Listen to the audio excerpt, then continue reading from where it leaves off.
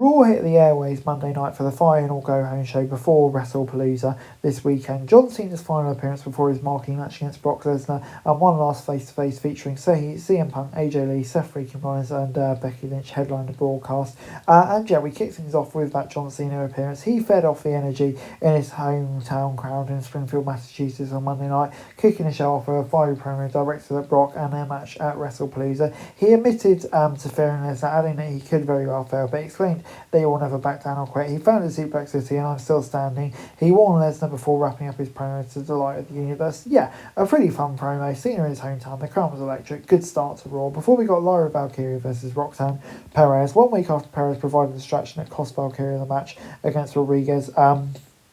They faced off. Early on, Rodriguez was barred from ringside and getting caught interfering on the Prodigy's behalf, but it didn't have a negative effect on the heel though, as Perez targeted the injured back and neck of her opponent. Valkyria, ever resilient, absorbs everything Perez threw at her, recover and deliver the Nightwing for the win.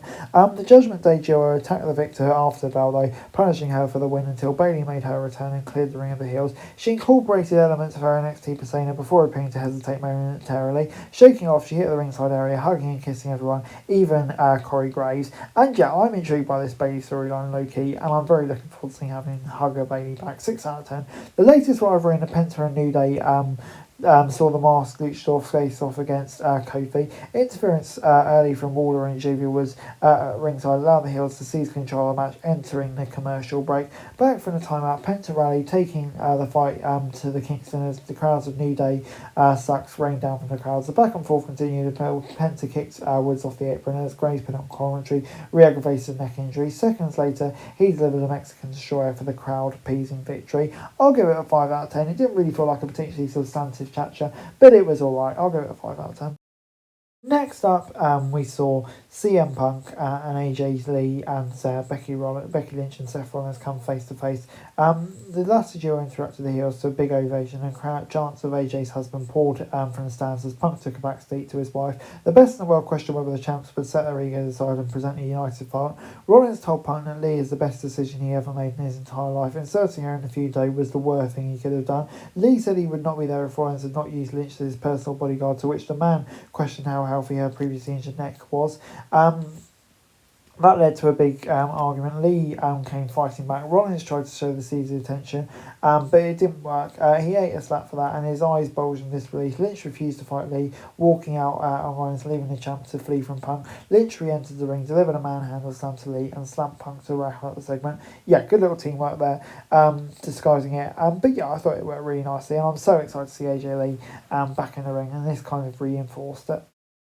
Next up on Raw was Dragon Lee versus El Grande Americano. Americano controlled the match with Lee in the open areas, wearing him down and attempting to keep him grounded. The latter, though, launched himself through the ropes and into his opponent, landing both men on the commentary table, entering the break. The combatants traded shots, tearing into each other's chest before Lee delivered Elijah Bomb for a near fall. He had a double stomp, was unable to keep Americano down. Moments later, a second Americano appeared and delivered a kick that nearly cost the babyface match. AJ hit the ring and delivered the imposter off, only to fall free for a second. The first doppelganger appeared, shoved Lee off the ropes, and the real Americano secured the win. I'll give this a 7 out of 10. I just found it funny, the amount of Americanos that are coming here.